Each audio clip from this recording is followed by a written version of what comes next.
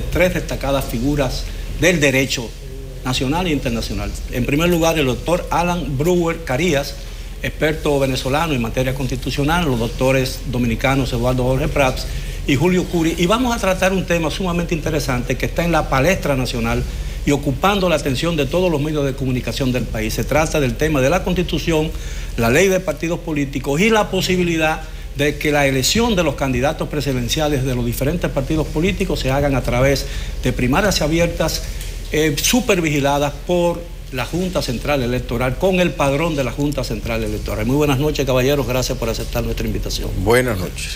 Doctor Breu, usted en un seminario, en la presentación de un libro sobre un seminario que se celebró aquí en el país, usted dice: en nuestro criterio no hay duda que corresponde al legislador determinar los mecanismos que estime necesarios y en la forma como lo estime para asegurar la democracia interna de los partidos políticos, pudiendo establecer sistemas de elecciones primarias, por ejemplo, cerradas o abiertas de acuerdo a lo que considere lo más adecuado para ello. Mucha gente aquí, incluyendo el expresidente Leonel Fernández, entienden que las primarias abiertas violarían la Constitución dominicana. No, yo no creo en absoluto. La Constitución dominicana está en la corriente del constitucionalismo moderno en materia de partidos políticos, no solo estableciendo la libertad para establecer partidos políticos y su organización, sino indicando expresamente la necesidad de que haya un proceso de democratización interna de los partidos políticos, de asegurar la democracia interna. Este es un mandato del constituyente, y es un mandato del constituyente ¿a quién? Al legislador, porque eso debe hacerse de acuerdo a lo que determine la ley. ¿Y quién dicta la ley? El legislador. El legislador, por tanto, tiene un mandato constitucional de organizar, regular, establecer los mecanismos de democracia interna de los partidos políticos. ¿En qué otros países de América Latina se utilizan las primarias abiertas? En Argentina, por ejemplo. Argentina. Chile. Y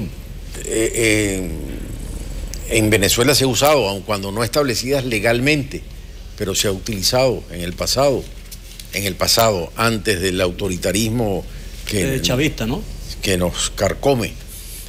Se usaron las primarias, de manera que se han aplicado en muchas partes. O sea, no se trata de hacer un catálogo, se trata de ver a la Constitución. ¿Qué dice la Constitución dominicana? La Constitución dominicana se refiere expresamente al tema de las primarias, y creo que ahí los partidos políticos y el liderazgo de los partidos tienen que perder el miedo a abrir los partidos. Los partidos están en crisis aquí y en todas partes de América Latina, y la crisis de los partidos es lo que en otros países ha originado el autoritarismo. En Venezuela, el autoritarismo del 98, 99 se originó por el vacío que dejaron los partidos políticos al no democratizarse internamente, al no abrirse a la población, a no abrirse a la participación popular, y eso es lo que provocó vacío y autoritarismo. Entonces yo creo que aquí lo importante es cumplir la Constitución, no tenerle miedo a la democracia.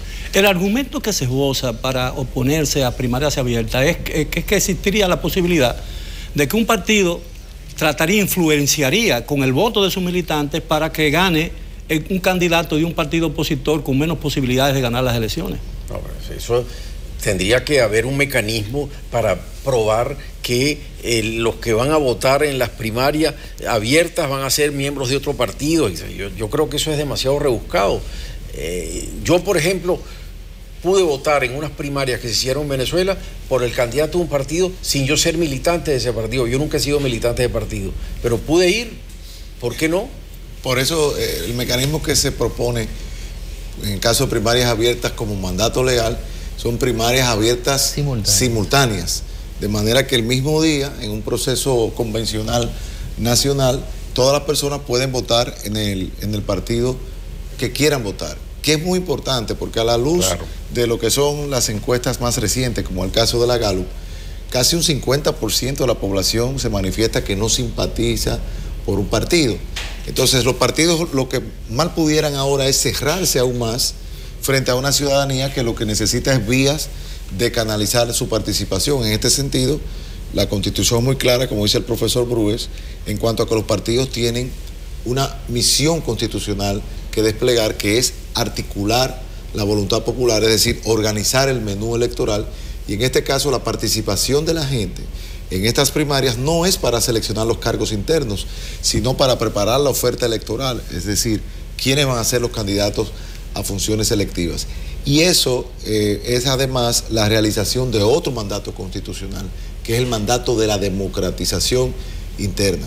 Los partidos no pueden pedir democracia hacia afuera si no tienen democracia hacia adentro. Pero obviamente si esto se celebran simultáneamente todos los partidos políticos, es decir, al mismo tiempo, el mismo día, tendría que estar bajo la supervisión de la Junta Central Electoral, porque no habría otra forma de supervisarlo, ¿no? Y con el padrón de la Junta Central Electoral. ¿Eso sería lo correcto? Es lo que se ha propuesto. Mira, las primarias cerradas no se avienen con el principio democrático, a tal punto de que perdemos de vista que lo que hacemos en las asambleas electorales es confirmar lo que ya los partidos previamente han confeccionado. Como decía Eduardo, es un menú que se nos ofrece y como las lentejas no podemos hacer otra cosa que tomarlas o dejarlas.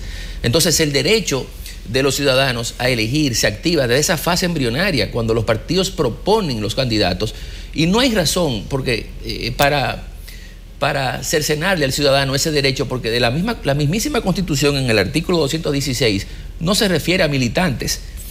Cuando establece que los fines de los partidos políticos son, numeral 1, garantizar la participación de ciudadanos, no habla de militancia ni de simpatizantes. Ciudadanos somos todos aquellos que tenemos, que gozamos de los derechos civiles y políticos, aún sean menores de edad, si se han casado, ¿no? Garantizar la participación de ciudadanos en los procesos políticos que contribuyan al fortalecimiento de la democracia.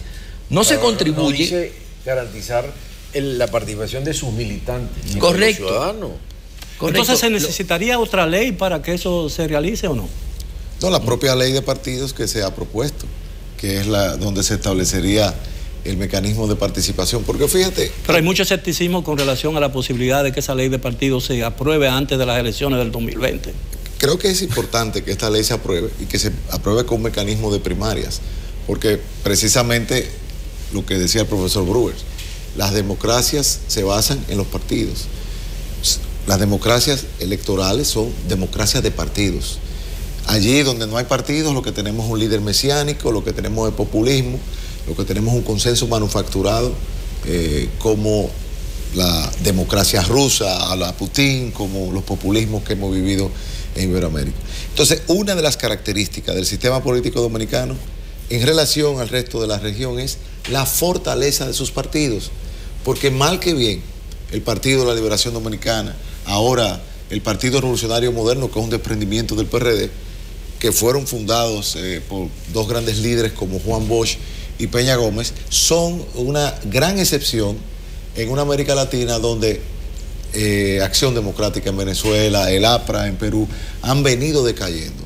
Y la manera de nosotros darle un redimensionamiento a nuestros partidos es a través de las primarias abiertas, que canalizarían todo un electorado que no se ha cultivado en la democracia política que vivimos nosotros, en la lucha contra los grandes regímenes. Y en el caso hipotético de que se dé este escenario, que algunos partidos decidan hacer las primarias abiertas, supervisadas por la Junta Central Electoral, y otro en un padrón cerrado, ¿qué sucedería entonces? ¿Dónde estaría la legalidad de una o la ilegalidad de la otra?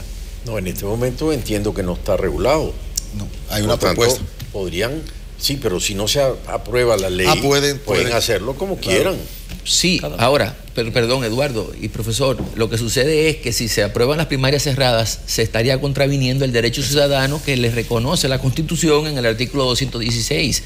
A nosotros, a los que gozamos de derechos civiles y políticos, decía yo, hasta un menor emancipado, porque no es un derecho reservado a militantes. Entonces, las primarias cerradas, que lo que permitiría es que el PLD escoja a su candidato presidencial o a sus senadores y diputados con el padrón de sus militantes, entiendo, ¿no?